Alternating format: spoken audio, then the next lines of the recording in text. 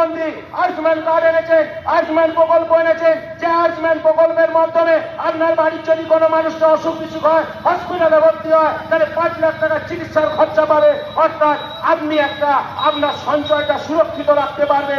তাই জন্য ভারতীয় প্রধানমন্ত্রী এই আয়ুষ্মান কার্ডটা এনেছেন। আর আমরা কি দেখছি, এই 65 মানুষ কি দেখছেন, কেউ একটা মানুষ, এই পশ্চিমবঙ্গের মানুষ আয়ুষ্মান কার্ডের সুযোগ সুবিধা পান না। প্রধানমন্ত্রী উন্নয়নের কথা তাদের কাছে মমতা ব্যানার্জি পৌঁছে দেয় না। মমতা ব্যানার্জি বলে আমার তো স্বাস্থ্য সাথী কার্ড আছে। আরে আমি সমস্ত 65 মানুষকে বলবো, হ্যাঁ আপনি স্বাস্থ্য কার্ডটা নেন, কিন্তু যদি আপনার তার সাথে আয়ুষ্মান কার্ডটা থাকে তাহলে আপনার ক্ষতিটা কি? মাননীয়ার ক্ষতি। আর আপনারা ভাবছেন আমরা তো পাচ্ছি, তাহলে আপনাকে ভাবতে হবে আমার স্বাস্থ্য সাথী কার্ডটা কি কাজে লাগে। আপনি জানবেন একটা নার্সিংহোম, সব নার্সিংহোমে আপনার স্বাস্থ্যসাথী কার্ডটাকে ব্যবহার করতে দেবে না।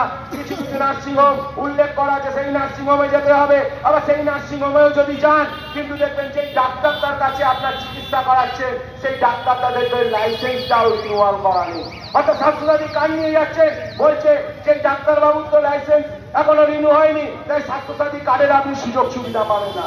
কিন্তু আমাদের ভারতের প্রধানমন্ত্রী জনগণের কথা ভাবে বলে 5 লক্ষ টাকার আয়ুষ্মান কার্ড এনেছেন। যে আয়ুষ্মান কার্ড আপনি ভারতবর্ষে যে কোনো নার্সিংহোমে যাবেন, ভারতবর্ষে যে কোনো জায়গায় যাবেন, অলিতে গলিতে যে কোনো নার্সিংহোমে যাবেন, আপনি তার সুযোগ সুবিধা পাবেন। আজকে পশ্চিমবঙ্গ ছাড়া ভারতবর্ষের সমস্ত রাজ্যে এই আয়ুষ্মান কার্ডটা চালিত হয়েছে। অর্থাৎ আমাদের পশ্চিমবঙ্গে এই মমতা ব্যানার্জি এই চোখে রুমাল লাগিয়ে দিয়ে এই আয়ুষ্মান কার্ডটাকে আজকে বন্ধ করে রেখেছে। তাই আয়ুষ্মান কার্ডের সুযোগ আপনাকে আগামী দিনে নিতে হবে। আর আয়ুষ্মান কার্ডের যদি আপনাকে সুযোগ নিতে হয়, তাহলে এই পরিবর্তনের মধ্য দিয়ে বিজেপি সরকারকে আনতে হবে এবং 26-এ আপনারা বিপুল ভোটে ভয়যুক্ত করে এই জনগণের এই স্বাস্থ্যসাথী কার্ডটার পরিবর্তে আয়ুষ্মান কার্ডের সুযোগ নেবে এবং এই সুযোগটা নেবে। আমি জানি আজকে মাতৃশক্তিরা সজাগ হয়েছে। শুধু তাই নয়, জনগণের কথা ভাবে বলেই আমাদের নরেন্দ্র মোদী কি করেছে, পচা বাড়ি সমস্ত বাড়িকে পাকা করে দেওয়া হবে। তার জন্য আমাদের প্রধানমন্ত্রী আবাস যোজনার উল্লেখ করেছেন, যে প্রধানমন্ত্রী আবাস যোজনার মাধ্যমে আপনি কিছু টাকা পাবেন, যে টাকা দিয়ে আপনি পরিবারে আপনার ছাদটাকে তৈরি করতে পারবেন। কেউ যদি আজকে হোম লোন নেন, যদি কোনো ব্যাংকের মাধ্যমে হোম লোনের অ্যাপ্লাই করে, তাহলে হোম লোনের অ্যাপ্লাই করলেও প্রধানমন্ত্রী আবাস যোজনা ফর্মটাও যদি ব্যাংকে বলে যদি আপনি ফিল আপ করেন, তাহলে আপনি 10 লাখ 15 লাখ টাকা যাই নেন না কেন হোম লোনের সাথে, তার সাথে সাথে আপনি প্রধানমন্ত্রী আবাস যোজনা 3.5 লক্ষ টাকা পাবেন। অর্থাৎ 10 লাখ টাকা লোন নিলে 3.5 লক্ষ টাকা আপনাকে প্রধানমন্ত্রী দিচ্ছে। অর্থাৎ 6.5 লাখ টাকার আপনাদের ইন্টারেস্টে গুনতে হচ্ছে। আপনি সেই সুযোগটা আমাদের নরেন্দ্র মোদী এনেছেন। যদি আপনি ফ্ল্যাট কিনতে যান, তাহলে ফ্ল্যাট কিনতে গেলেও আপনি প্রধানমন্ত্রী আবাস যোজনাটাকে উল্লেখ করবেন, প্রধানমন্ত্রী আবাস যোজনাটা ফর্মটাকে ফিল আপ করবেন, ওখানেও আপনার 3.5 লাখ টাকা দেবে এই নরেন্দ্র মোদী। কিন্তু আমাদের পশ্চিমবঙ্গে দিদিভাই করতে দিচ্ছে না। আর এই আবাস যোজনাটাকে পশ্চিমবঙ্গে দিদিভাইরা কি বলছে, তৃণমূলের নেতারা ভোটের সবাই কি বলছে, আমি তো তোমার বাড়িটা পাইয়ে দিয়েছি, এটা বাংলার আবাস যোজনা। আমি ওই তৃণমূলের ভাইটাকে বলবো, ওই দিদিটাকে বলবো, আপনি যখনই ওই তৃণমূলের নেতারা বলবে এটা বাংলার আবাস যোজনা, আপনি বলবেন দাদা আমরা বাংলার আবাস যোজনা তো, আমাকে একবার সার্চ করে দেখান তো। আপনি আপনার মোবাইল আছে, মোবাইলে গিয়ে গুগলে সার্চ করে দেখুন প্রধানমন্ত্রী আবাস যোজনা একটা আছে। আপনি বলবেন কোথায় পাঠাচ্ছি, হ্যাঁ আমি দাঁড়িয়ে বলছি, এই দাদাটা সাইকেল নিয়ে আছে, দাদাকে দেখুন, দাদাকে আমি সামনে দাঁড়িয়ে বলবো ওনারও বাড়িতে 1500 টাকা পাচ্ছে। উনি তো অবাক হয়ে যাচ্ছে, কোথায় আমি পাই, আমার বইয়ের অ্যাকাউন্টে তো 1500 টাকা ঢুকছে। এই দাদাটা বড় বড় তো ভাষণ মারছে, কোথায় আমার অ্যাকাউন্টে ঢুকছে, আমি বলছি ঢুকছে। উনি অস্বীকার করতে পারবেন? কোন কার্যকর্তা থেকে শুরু করে কোন তৃণমূলের নেতাকে বলছি, সেও তার ঘরেতে প্রধানমন্ত্রীর 1500 টাকা ঢুকছে। আর আপনি বলছেন লক্ষ্মীর ভান্ডারের 1500 টাকা ঢুকছে। আমি জোর করে বলছি আপনার বাড়িতে প্রধানমন্ত্রী 1500 টাকা দিচ্ছে না। এবার আমি ব্যাখ্যায় আসি। প্রত্যেক একটা বাড়ির পরিবার, সেই পরিবারে যদি 3 ছেলে থাকে, অর্থাৎ মা বাবা 2 জন, তার 3 সন্তান, কজন হলো? 5 জন। 3 সন্তানের বিবাহিত 3টে বউ রয়েছে, কজন হলো? 3 2 5 3 8, তাদের সন্তান আছে, 2টো 1টা করে সন্তান আছে। আমি সর্বোচ্চ সবকিছু বাদ দিয়ে ওভারঅল একটা পরিবারে মিনিমাম 10 জন আছে। কাকুর লোক আছে না নেই? ওই দাদাকে বলবো দাদা আপনার বাড়িতে কজন পরিবার আছে? আছে না 8-10 জন? আছে তো 10 জন। আপনার বাড়িতে প্রধানমন্ত্রী 5 কিলো করে চাল পৌঁছে দিচ্ছে না? দিচ্ছে না? পৌঁছাচ্ছে। 5 কিলো করে চাল হলে যদি 10 জন থাকে, তাহলে 5 10 কত 50 কিলো চাল নরেন্দ্র মোদী দিচ্ছে। আর এই 50 কিলো চাল যদি 30 টাকা করে ধরেন, 3 5 1500 টাকা। আপনার ঘরে নরেন্দ্র মোদী 1500 টাকা দিচ্ছে না? দিচ্ছে না। কে কিন্তু আমরা জানতে পারছি না। আমরা লুকিয়ে চলছি এই তৃণমূল দলটার কাছে। তারা বলছে আমরা রেশনের চাল দিচ্ছি, তাহলে অথচ আমরা এই একটাই বাড়ি সারা এলাকায় তৃণমূলের নেতারা বলে বেড়াচ্ছে কি আমরা লক্ষ্মীর ভান্ডার দিচ্ছি, লক্ষ্মীর ভান্ডার দিচ্ছি।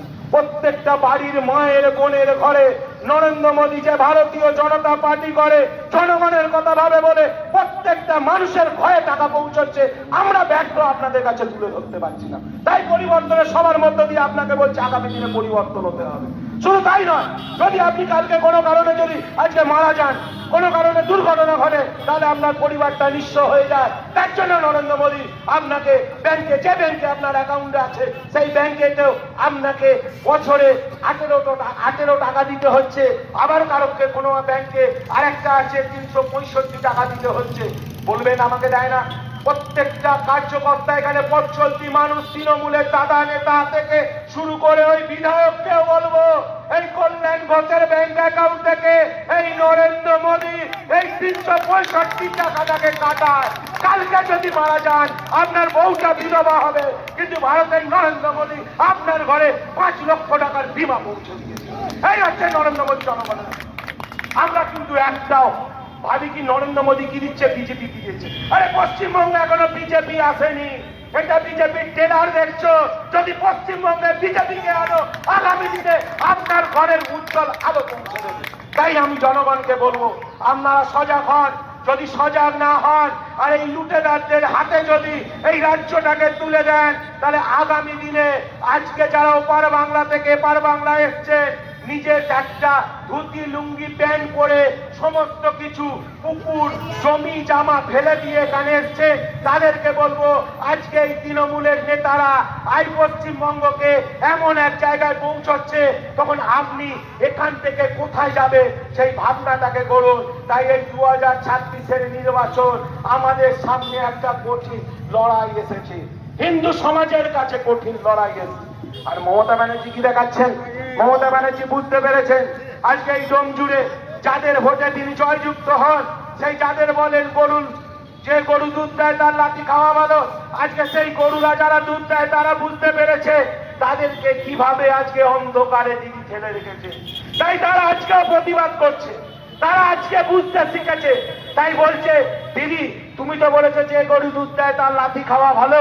হ্যাঁ, এমন দু পায়ে 2 লাঠি মারবো না সোজা দেয় আপনাকে এবার বাংলা থেকে কি পাবে এই 26-এর নির্বাচনে লাঠি মেরে ফেলাতে পারি, তারা আজকে বলছে। তাই আমাদের হিন্দু সমাজকে জানতে হবে। আজকে যাদের ভোটে তিনি লাফালাফি করে সেই সমাজের মানুষ যদি সজাগ হয়, সেই সমাজের মানুষ যদি বুঝতে পারে আজকে হিন্দুরা আমরা একতা নই। আজকে আমরা কেউ ধরছে তৃণমূলের দল, কেউ সিপিএম করছে, কেউ কংগ্রেস করছে, কিন্তু 2026-এর নির্বাচনে যে সিপিএম ভাইটা করেন তাকে আমি বলবো দাদা আপনি একবার ভাবুন। কারণ যে সিপিএম সমর্থক যারা সিপিএম কে ভোট দেয় তাদেরকে বলবো এই 2026-এর নির্বাচন খুব কঠিন নির্বাচন। একবার আপনার পরিবারের মেয়েটার দিকে তাকান, একবার আপনার পরিবারের বাচ্চা শিশুটার দিকে তাকান। যে বাচ্চা শিশুটা 6 বছরে 3 বছরে 3 বছর 6 বছর যখনই হয় প্রত্যেকটা বাবা মায়ের একটা স্বপ্ন থাকে। কি স্বপ্ন থাকে? যে আগামী দিনে আমি কোন স্কুলে আমার ছেলেটাকে ভর্তি করব, কোন ভালো স্কুল আমি ভর্তি করব। কি কারণে ভর্তি করব না আমার ছেলেটা যাতে উচ্চ শিক্ষায় ভালো একটা শিক্ষিত হয়ে যাতে চাকরি হয়। পশ্চিমবঙ্গে চাকরির আশা করবেন না, পশ্চিমবঙ্গের চাকরি তৃণমূল লুটে নিয়েছে। তাই আপনাকে তবুও ভাবতে হবে। তারপর কি ভাববেন? আবার 1 2 3 ওর পড়ে গেল, ওর পাস করলো, আবার 4-এর পর আবার আমাকে চিন্তা করতে হয় কোন ভালো করে কোন হাই স্কুলে ভর্তি করব, যে হাই স্কুলটা আমার ছেলেটা যাতে ভালোভাবে উচ্চ শিক্ষায় শিক্ষিত হয় তার জন্য আমি একটা ভালো স্কুলে ভর্তি করব, তার চিন্তা ভাবনা করা হয়। তারপর আবার মাধ্যমিক দিল, উচ্চ মাধ্যমিক দেবো, তখন আবার চিন্তা করতে হয় সেই বাবা মাকে যে কোন কলেজে ভর্তি করব, কোন ভালো স্কুলে ভর্তি করব। অর্থাৎ প্রত্যেকটা বাবা মায়ের স্বপ্ন থাকে তার ছেলের ভবিষ্যতের জন্য অর্থাৎ ভালো একটা স্কুলে ভর্তি করব। আর ভালো স্কুল মানে কি? ভালো স্কুল মানে ওই স্কুলের দিদিমণিটা খুব সুন্দর দেখতে, তার জন্য বাবা মা ভালো স্কুল বলছে না। ভালো স্কুল মানে ওই স্কুলটা ঝাঁঝাক করছে সুন্দর রং বলে ভালো স্কুল বলছে না। ভালো স্কুল বলছে মানে ওই স্কুলটা সুন্দর গেট আছে বলে তার জন্য ভালো স্কুল বলছে না। ভালো স্কুল বলছে এই কারণে সেই স্কুলে যে পঠন পাঠন হয়, যে স্কুলে যে টিচাররা, যে শিক্ষিত টিচাররা যে পঠন পাঠনের মাধ্যমে সেই স্কুলে যদি আমার ছেলেটাকে বা মেয়েটাকে ভর্তি করতে পারি, তাহলে ধীরে মেয়েটা, আমার ছেলে মেয়েটা ভালোভাবে শিক্ষা পাবে এবং সেও একটা উচ্চ শিক্ষায় শিক্ষিত হবে। কিন্তু আপনারা আজকে অন্ধ হয়ে গেছেন তৃণমূলের কাছে।